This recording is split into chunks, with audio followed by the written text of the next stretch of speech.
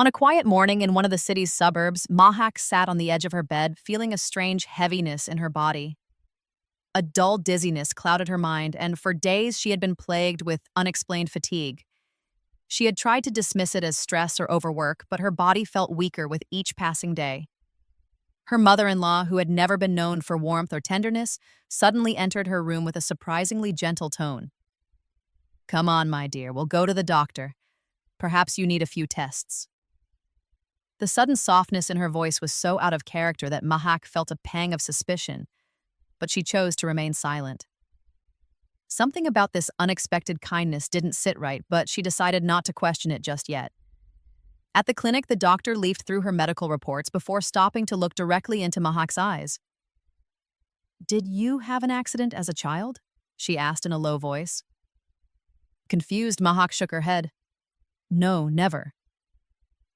The doctor paused for a long moment, as if choosing her words carefully, then spoke with quiet finality. "You cannot have children. The reason is congenital, and there is no treatment." The words hit Mahak like a blow to the chest.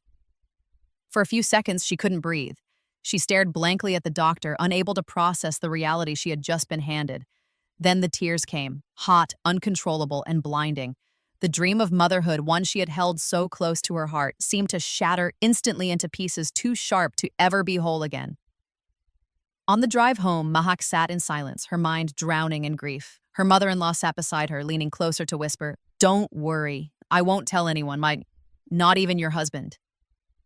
The words were laced with a strange kind of false sympathy that only deepened Mahak's unease.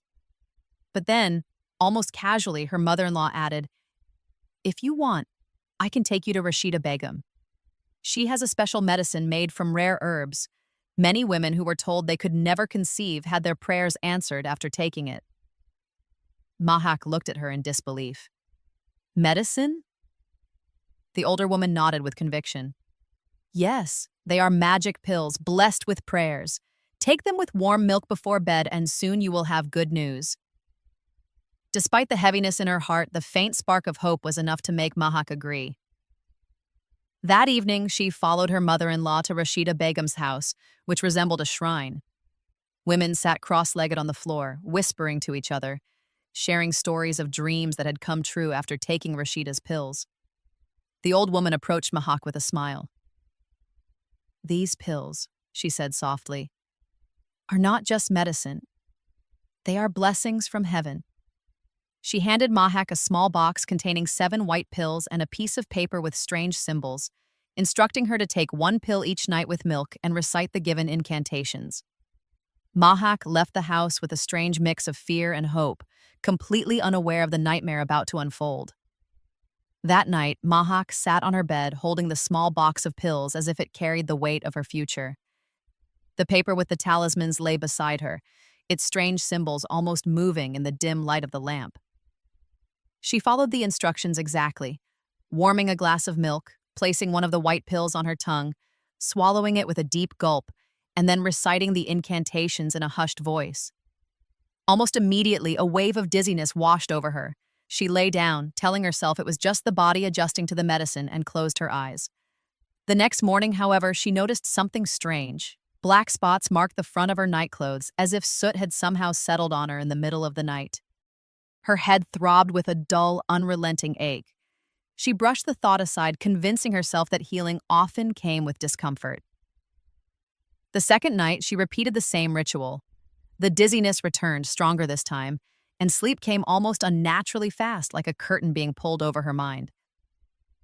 Again, she awoke with more black spots on her clothes and the same pounding headache. Her lips were dry, her skin unusually pale. But she said nothing, not to her mother-in-law, not to her husband. Fear of losing this fragile hope kept her silent. By the third night, the nausea had grown worse. Her hands trembled as she held the glass of milk. The pill slid down her throat, bitter this time, leaving a metallic taste. She fought the urge to vomit and forced herself to lie down. Morning brought no relief, only more black stains, more pain, and a growing sense that something was wrong. Yet she clung stubbornly to the promise of a miracle. On the fourth night, while preparing to take her pill, it slipped from her fingers and rolled across the floor, disappearing into the shadows beneath the wardrobe. She searched on her hands and knees, moving furniture, peering under every corner, but the small white tablet had vanished as if swallowed by the darkness itself. Her chest tightened with dread. Rashida had warned her if she missed even one night, she would have to start the entire process over. She went to bed feeling defeated, but determined to replace the lost pill in the morning. She didn't know that this would be the night her life would change forever. In the middle of the night, Mahak awoke to a strange smell, thick and acrid, seeping into her nostrils. She opened her eyes slowly, her vision blurry, and froze. Standing beside her bed was her mother-in-law, wearing a deep red dress and a large red dot on her forehead. In her hands, she held a heavy stick from which black smoke curled upward in slow, twisting shapes. The older woman's face was unreadable, almost inhuman in the flickering shadows. Before Mahak could scream, a hand clamped tightly over her mouth. With surprising strength, her mother-in-law pulled her from the bed and dragged her down the hallway to a small, locked room at the back of the house. The door creaked as it opened, revealing a space choked with the smell of dust and something far more sinister. Mahak was forced inside, tied with rough, scratchy ropes, and left in darkness as the lock clicked shut behind her. She pressed her face to the cold floor, her mind racing. Were the pills truly medicine, or had she willingly swallowed poison? Were these rituals blessings, or was she trapped in a curse far beyond her understanding? Mahak's heart pounded so hard it felt as if it might burst. The room was pitch black except for a thin line of light seeping in from under the door. The air was heavy with the smell of mold, and each breath felt like swallowing damp earth. Her wrists burned where the ropes had rubbed against her skin. She tried to loosen them, but the knots were tight, biting into her flesh. Somewhere far away, she heard footsteps echoing in the corridor, each step sending a shiver down her spine. Hours passed, or perhaps only minutes. Time felt distorted inside that suffocating darkness. The sound of keys jingling made her freeze. The door opened slowly, and in stepped her husband, Asif. His face was pale, his expression unreadable, but his eyes avoided hers. He stood in the doorway for a moment before speaking in a low voice. "I'm sorry, Mahak. You won't understand now, but this is for your own good. My mother knows what she's doing. Trust her."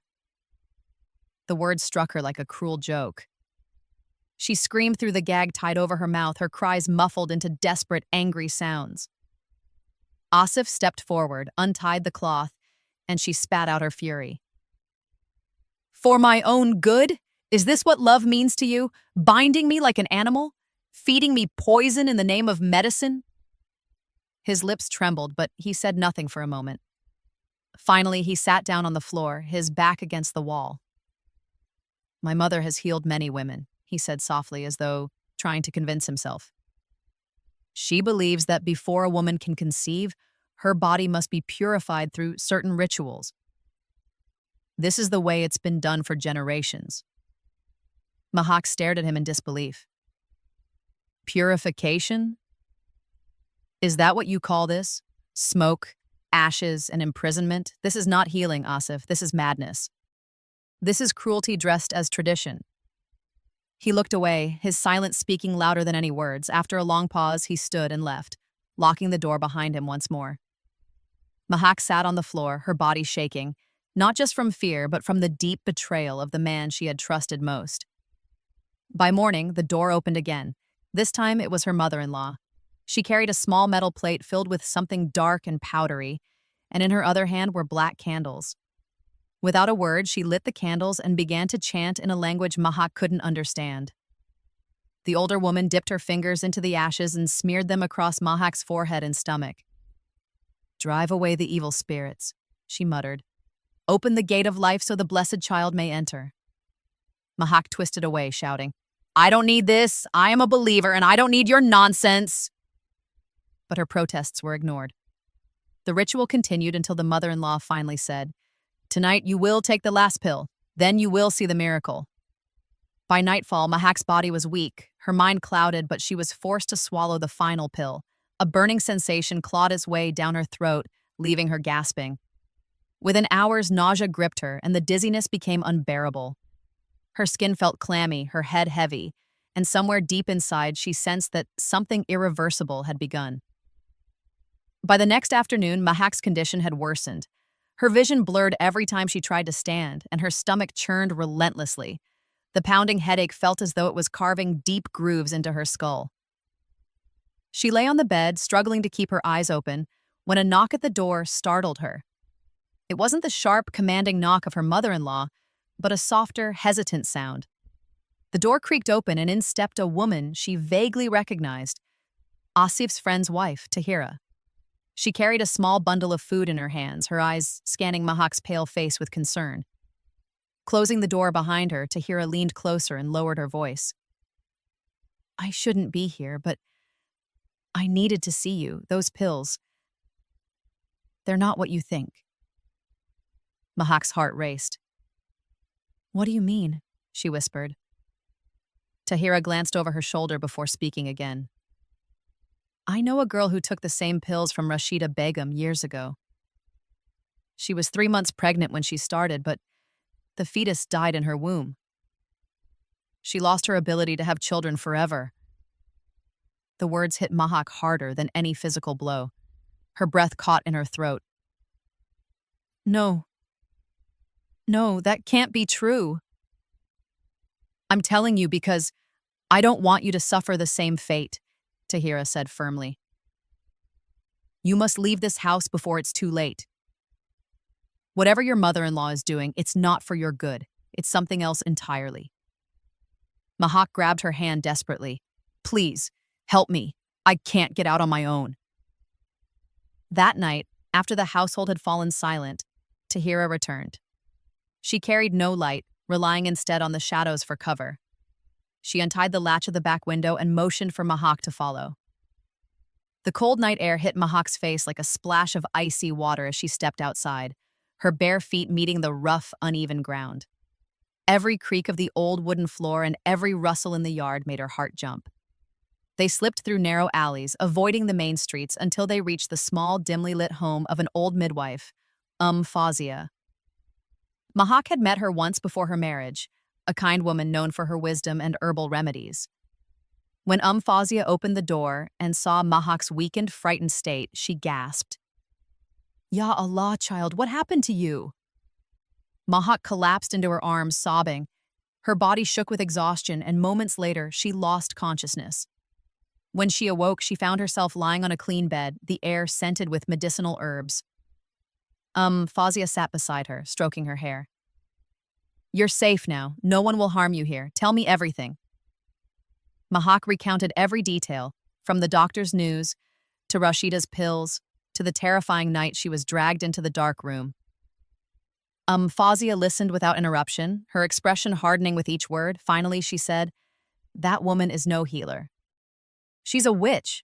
Those pills are dangerous. Poisonous mixtures meant to weaken the mind and body." The next morning, Fawzia took Mahak to a trusted gynecologist. After a thorough examination, the doctor's words brought a mix of relief and fear. "You're lucky. The damage hasn't reached your uterus, but those pills you took were toxic. Continued use could have harmed your nervous system permanently." Mahak exhaled deeply, relief flooding her, but a new fire lit within her. She was done being a victim. This had to end, not just for her, but for every woman who might fall into the same trap. A few days passed in the safety of Fawzia's home.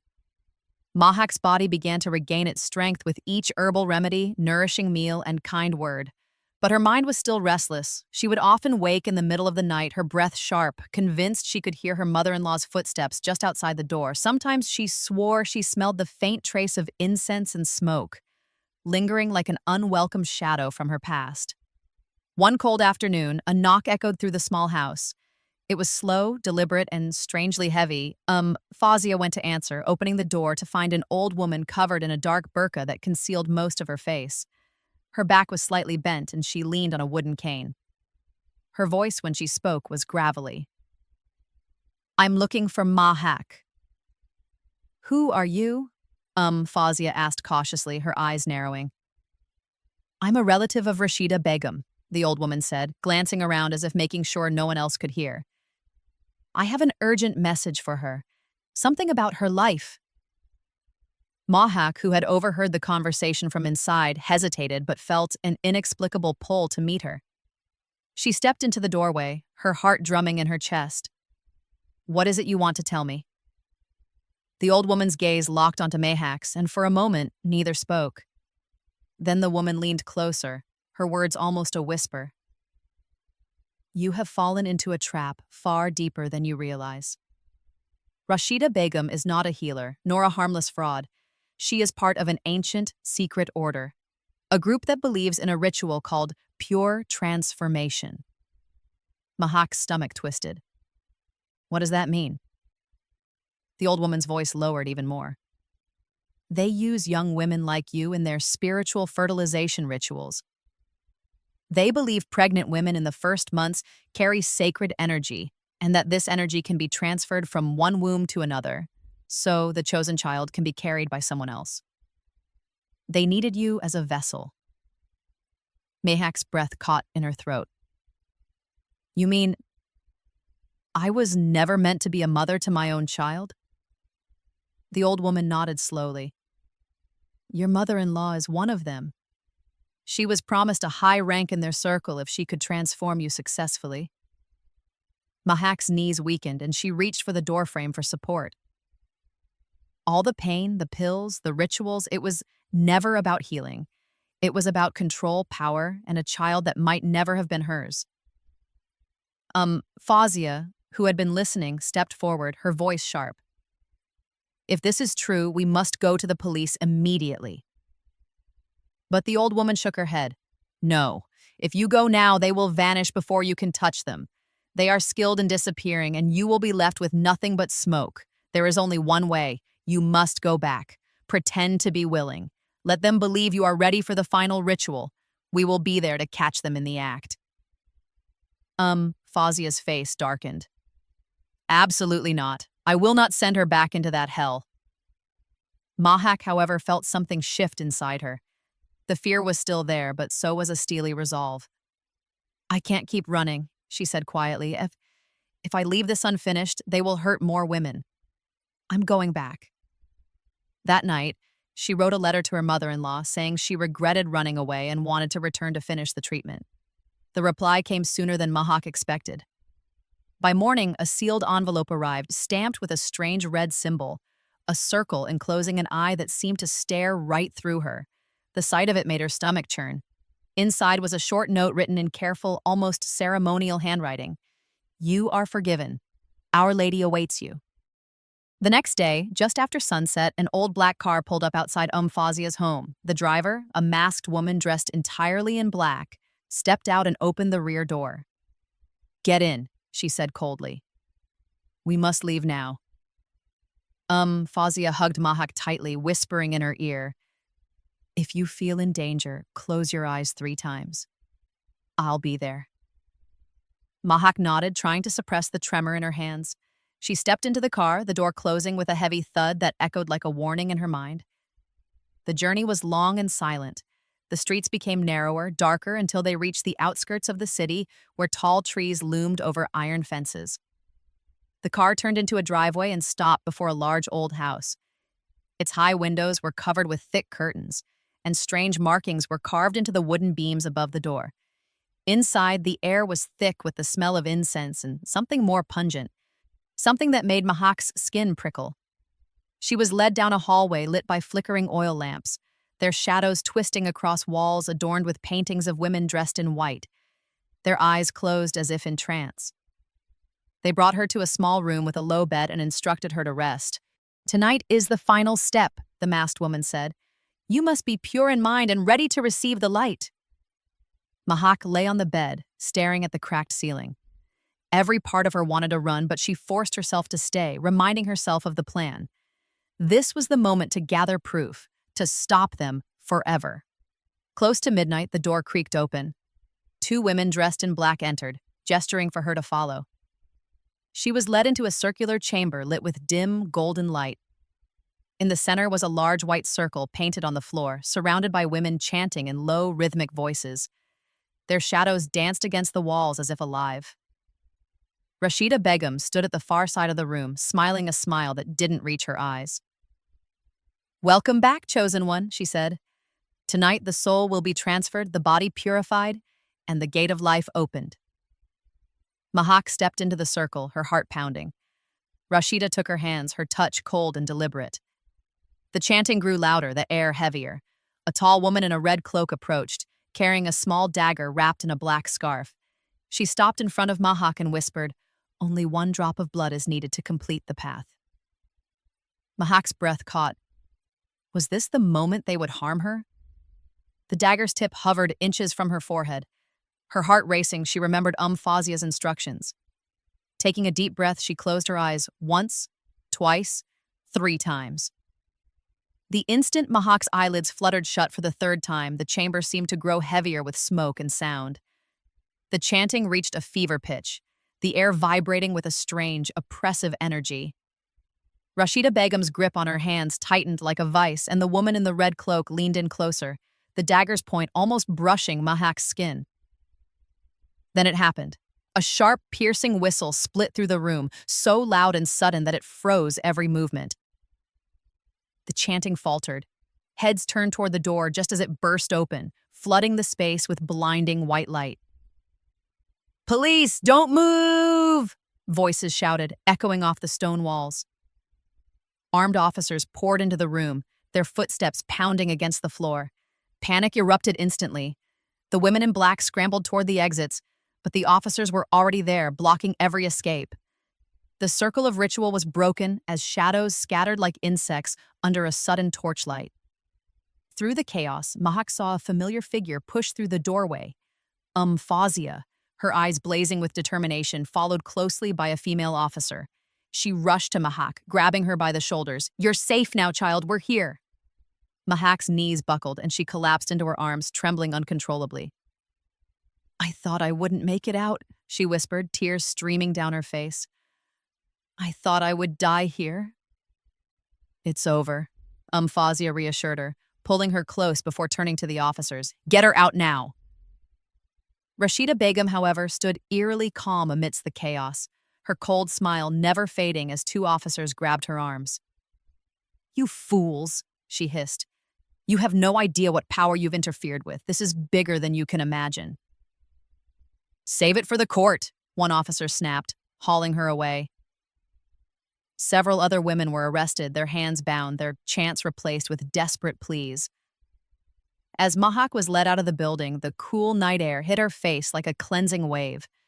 For the first time in weeks, she could breathe without the heavy scent of smoke and incense filling her lungs. The flashing lights of police vehicles illuminated the driveway, a stark contrast to the dim, suffocating chamber she had just left. At the police station, Mahak was taken to the forensic unit for a full examination. The sterile smell of the clinic felt almost comforting after everything she had endured. The doctor who examined her looked at the test results, then back at Mahak with a mixture of surprise and relief. "You're in the early stages of pregnancy," he said softly. "The fetus is healthy. Despite everything your body went through, it seems nothing has harmed the baby." Mahak stared at him in disbelief, her hand instinctively moving to her stomach. I'm really pregnant?" The doctor nodded, smiling gently. "Yes, it's a miracle considering what you've been exposed to." Tears welled in her eyes. Not the tears of fear she had shed for so long, but tears of relief, gratitude, and overwhelming love for the life growing inside her. She cradled her stomach, whispering silently to her unborn child, "You survived with me. We made it." That evening, as Mahak sat in a small, quiet room at the police station, still processing the events of the night, an officer entered with a cautious expression. "There's someone here to see you," he said. "Your husband." Mahak froze, her breath catching. A storm of emotions swirled inside her. Anger, pain, betrayal. After a long pause, she said, "I'll see him, but only if it's here with someone present." The officer nodded and stepped out.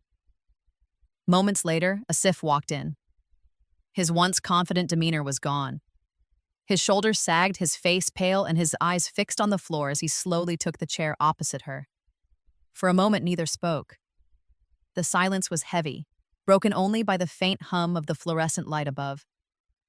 Finally, Asif raised his head, his voice low and strained. "I don't know where to begin. I'm ashamed of myself. I let my mother control me, control us. I didn't protect you. Mahak's hands clenched in her lap. You didn't just fail to protect me, Asif. You watched. You heard everything. You saw me tied up, drugged, and humiliated, and you stayed silent. That's not weakness. That's complicity. His eyes shimmered with guilt. You're right. I told myself it was for your good, that my mother's ways had worked for others, but deep down I knew something was wrong. I was too much of a coward to stand up to her.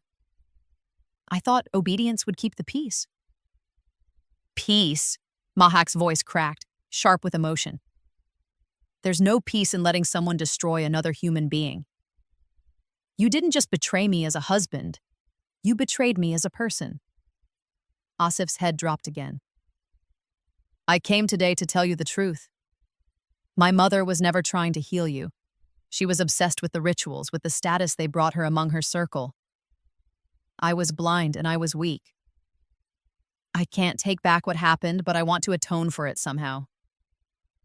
Mahak stared at him for a long moment, the urge to lash out fighting with the exhaustion that weighed her down. Weakness is not an excuse, she said finally, her tone steady.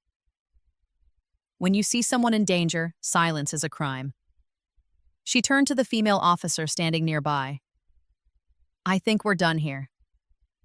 Asif's lips parted as if to say more, but the officer motioned for him to leave. He hesitated for a heartbeat, then stood and walked away without looking back. The sound of the door closing felt like the end of a chapter Mahak had once thought would be her entire life. In the following days, Mahak was moved to a safe house for abused women. There, she received not only medical care, but also emotional support from counselors and survivors who understood her pain without her having to explain it.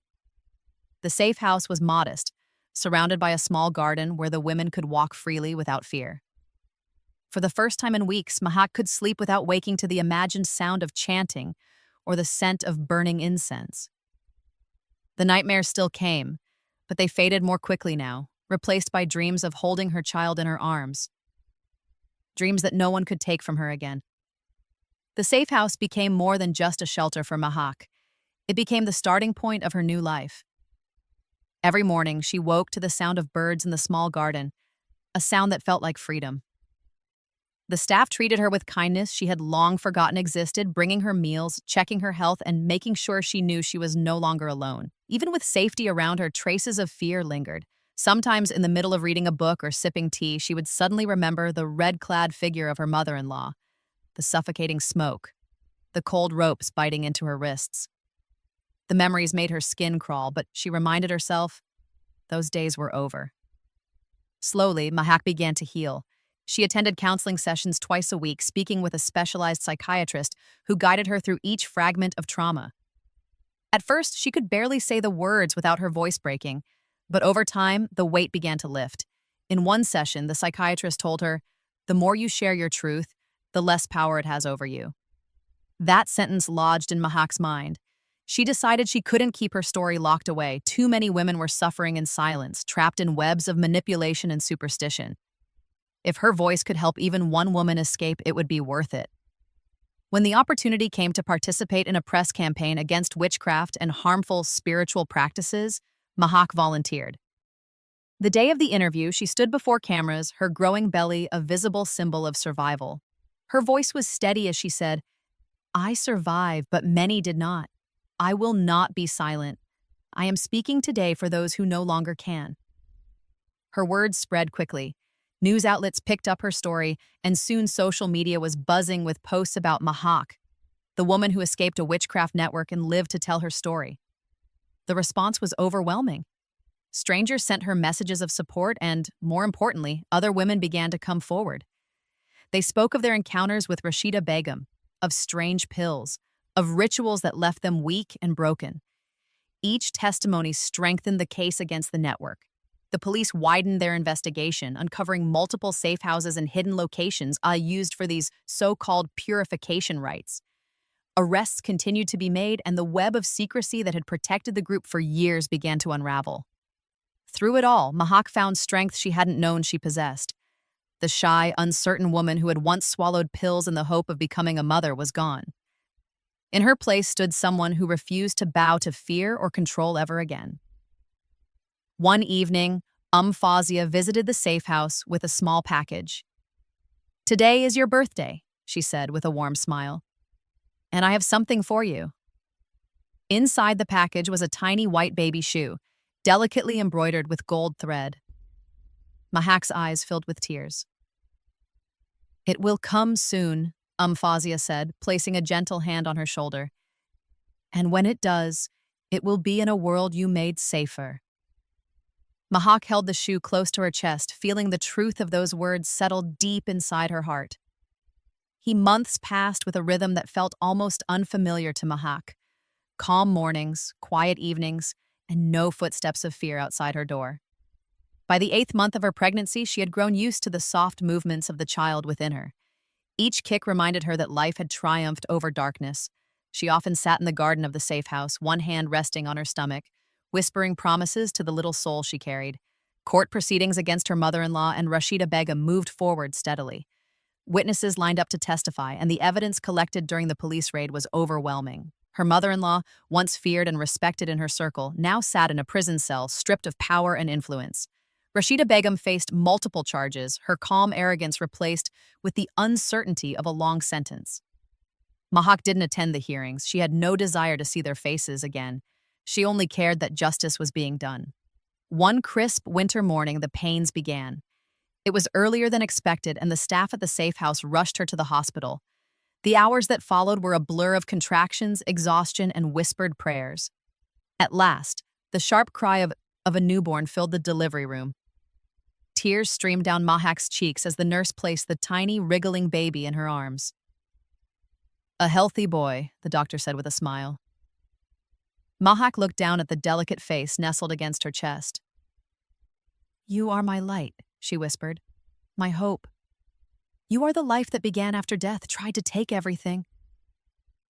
She named him Noor, for the light that had returned to her life. In the weeks that followed, Mahak adjusted to her new role as a mother. The sleepless nights didn't matter. Every cry was a reminder that Noor was here, safe and loved. She moved into a small rented house arranged by the Protection Center. It was modest, 2 rooms and a tiny kitchen, but it was hers, free from the shadows of the past. She began working at a psychological support center for women, offering guidance and comfort to those emerging from abuse and manipulation. In her first workshop, she noticed a familiar face, Rahila, the wife of one of Rashida's relatives. After the session, Rahila approached her with tears in her eyes. "I didn't know. I thought she was helping me. I lost my baby because of her." Mahak took her hand gently. "We are not just victims, Rahila. We are survivors, and together we will make sure no one else suffers the way we did." Months later, an exhibition was organized to share the stories of women who had escaped violence and spiritual exploitation. Mahak's story was placed at the forefront, accompanied by a photograph of her holding Noor. Underneath, she had written, "Some may think weakness is the end, but in truth it is the beginning of a strength not yet born." Visitors stopped to read her words, many leaving with tears in their eyes. Mahak watched from a distance, Noor resting in her arms, and felt a deep, quiet certainty. She had been through the fire and emerged not just alive, but transformed. The darkness had failed to claim her, and as she looked at her son, she knew she would spend the rest of her life making sure it never claimed anyone else.